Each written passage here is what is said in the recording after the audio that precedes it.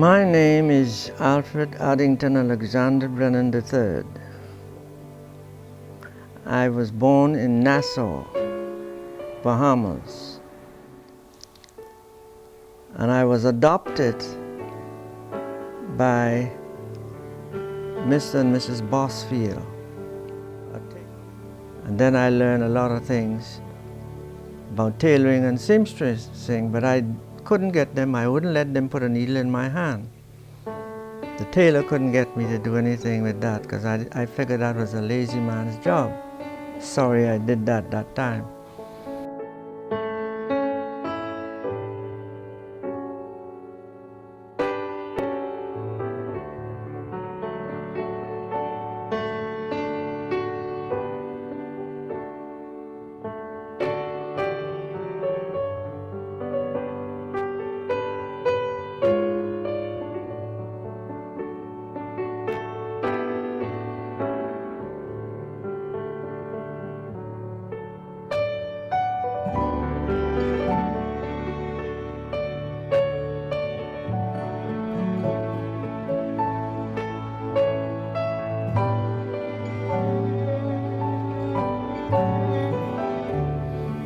The 29 hurricane knocked down the Shirley Street Church, the only church we had in New Providence.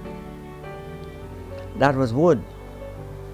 And so they took it down to the property in where it is now, Wellington Street. And Brother Fountain, one of the old members, gave that property to the mission. And they started building the Grandstand Church after the 29 hurricane. I was the first child prayed for in the Grandstand Seventh-day Adventist Church. I went to school with Lyndon Oscar Pindling, Ruth White and Naomi White. They were twins. We were all in our class in the church, and we went to the Hawkins Hill Seventh-day Adventist School. We went right up this road because it wasn't any big road, and you climbed the hill and the school was on top of the hill. I'm Anne, Mom and Dad's baby, and I say that because no matter how old I was on a birthday, when they called, they would always say, "My baby is." So I've remained their baby. And for me, what is so significant about Dad, or one of the significant things about Daddy, that I hold dear, is the heart of the man that I witnessed throughout his life. And for me, that heart was a heart of compassion for any individual that crossed his path. As his children, his grandchildren, great-grandchildren, we can actually name individuals whom he impacted through his kindness towards them. And some of them are so significant that I can recall Daddy speaking and saying to me, so-and-so came back to the house and I did not even recognize her. And this was somebody whom everybody would treat so mean on the streets. But he did what he could for her during a very difficult time of her life. And to see that individual today and what she has become, and her acknowledgement of the role he played in his life, the unconditional love that he showed her. She is just one of many. Daddy always made sure that every one of us, I think every child, every grandchild, went on a work site with him. We had to spend our summers with him. If we weren't at camp with Mommy, we were on the work site with him. And out of that, we learned a lot about carpentry, plumbing, masonry. But whatever it was, we had to put our hand to it. And I remember when all of us wanted to learn to drive. there was a prerequisite. Before you can take your first lesson, you had to change a tire. And if you weren't successful, you would not go behind the wheel unless you can change a tire. Daddy didn't only prepare us in terms of education, but he made sure that we learned practical things for living and surviving today. And for that, I thank him for the exposure that he gave me and my children and my nieces and nephews and my brother and sisters in making us well-rounded individuals in the community and society. This means so much because it is truly an example of what we should live day to day. I went, my father and mother had a restaurant and they took me back. Now when they took me back, my life was changed, and Mother Bosfield would come to them and plead, said, let the boy come to church on the Sabbath. They said, no, that's our busiest day. And Mother Bosfield would walk from Chapel Street straight up to the top of the hill to the Harlem Square Cafe and said to my mother and father, let this boy go to church with me now. They said, nope. We got plenty of work to do because the government pays their laborers 12 o'clock, between 12 and 2 every Saturday, and it's right across the way from us. So the people come right to the first restaurant to eat.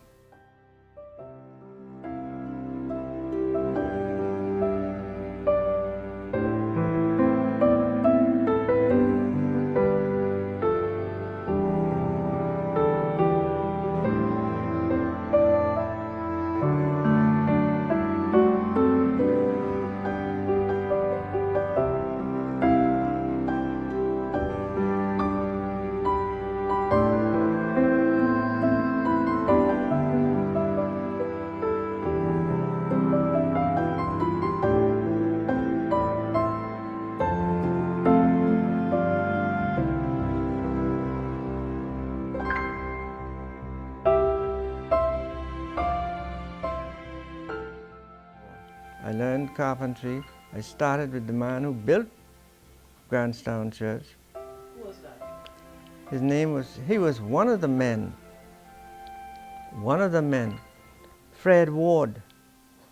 His father was Brother Ward, who built churches in the Outer Island and was a good missionary, a layman, but he actually went around with his lantern and started to work in Cat Island, in Zuma, all around the places, and he's well known there. But his son was a big man, but he was deaf, and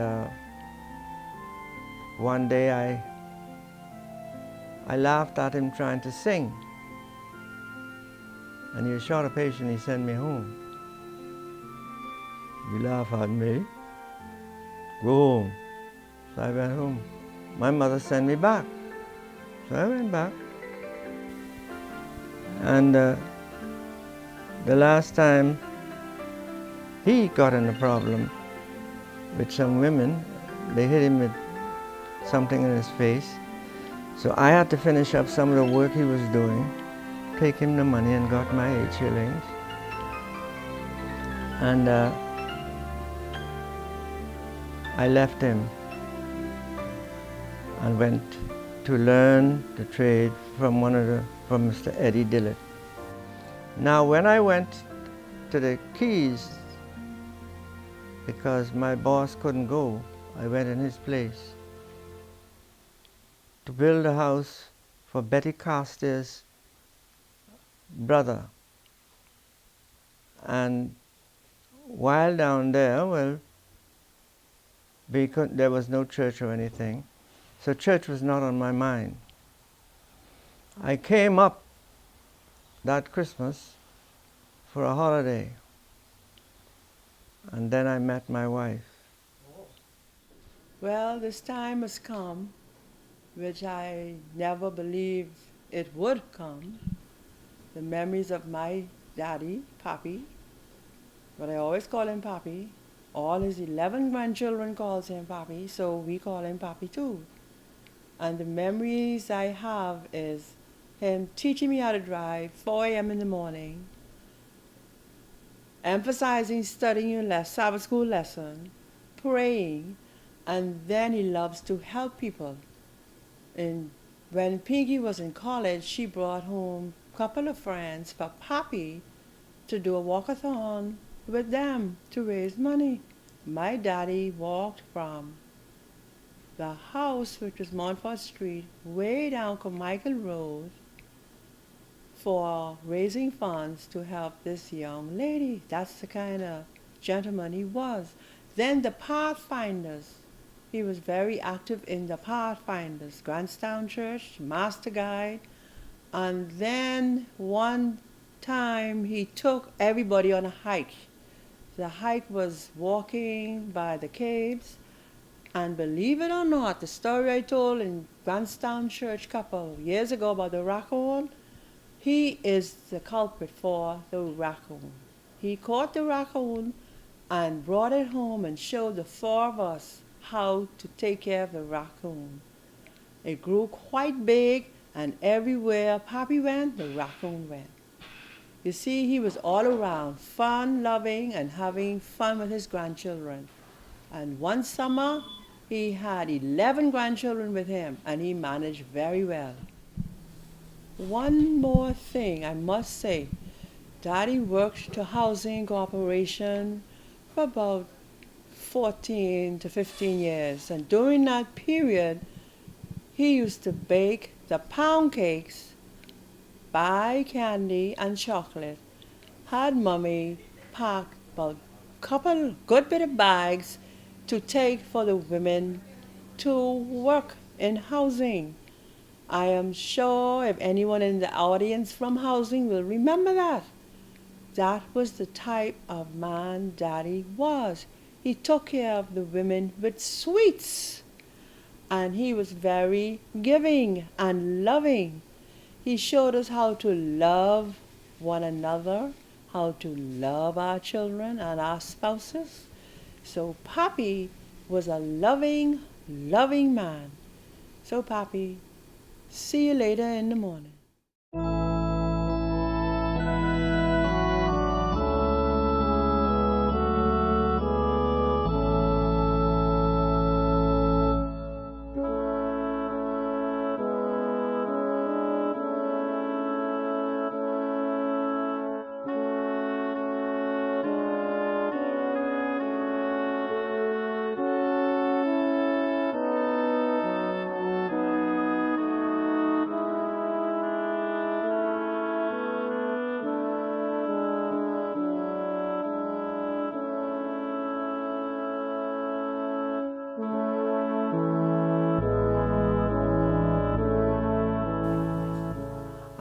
I met her in the dance hall. I was a dancer, and I went. Tell them the name of the place. I can tell them. I'm going to tell them.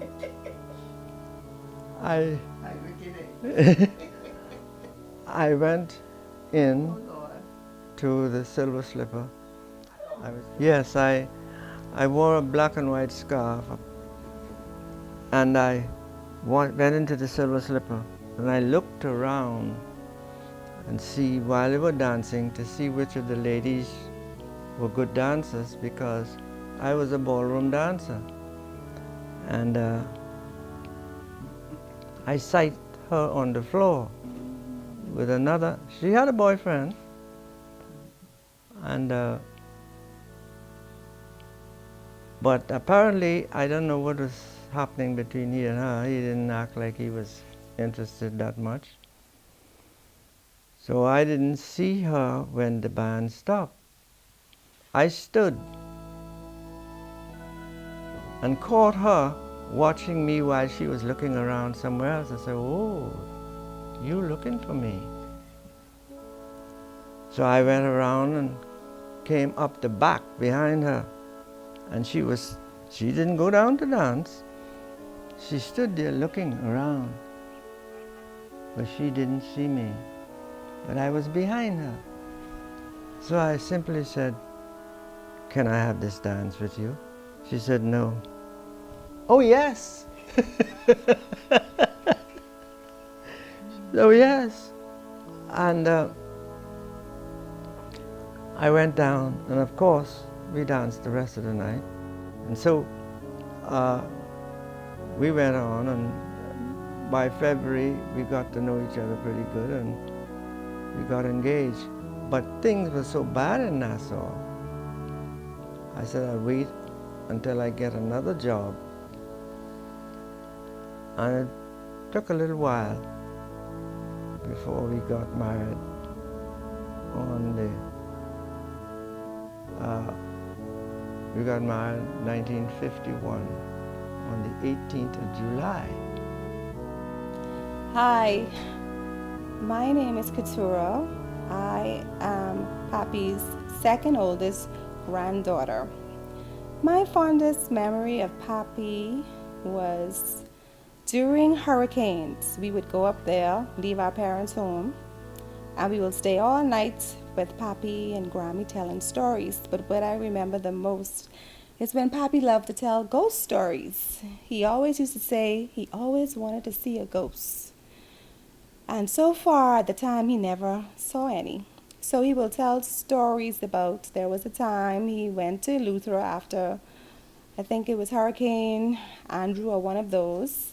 And he said how they had a cabin on the beach. And he said, all the men used to say, the spirits would come in the night. And he's telling us this now. And me and Christina and Vanessa, like, our eyes opening. And Grandma say, Papi, stop scaring the girls. So Papi is saying, I telling the truth. So he said one night, he said he can stay up and see if he see what these men be talking about. So he said one night, he was laying in the bed reading, and he heard the screen door open and close back. So he looked around, he didn't see nothing. That was the screen door on the right. Then he said the screen door on the opposite side of the room opened again. Then he said one of the co-workers get up, cussing all kind of words. And he tried shaking. What happened? He said, you ain't see him? Say he was on top of me. I feel him on top of me. Papi say, feel who on top of you? He said, a spirit. So Papi said, but he never saw the spirit. So he still ain't sure if ghosts really exist. But my fondest memories was his ghost stories. And he always said he wanted to see them, so I am not sure if he ever got to see any of his ghosts that he wanted to see.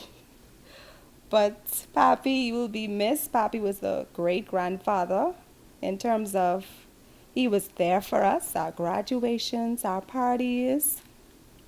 After school, he pick us up with Grammy. Sometimes he used to forget. And we'll walk with Grammy, her and like, I guess 6 grandchildren or 7 in the room.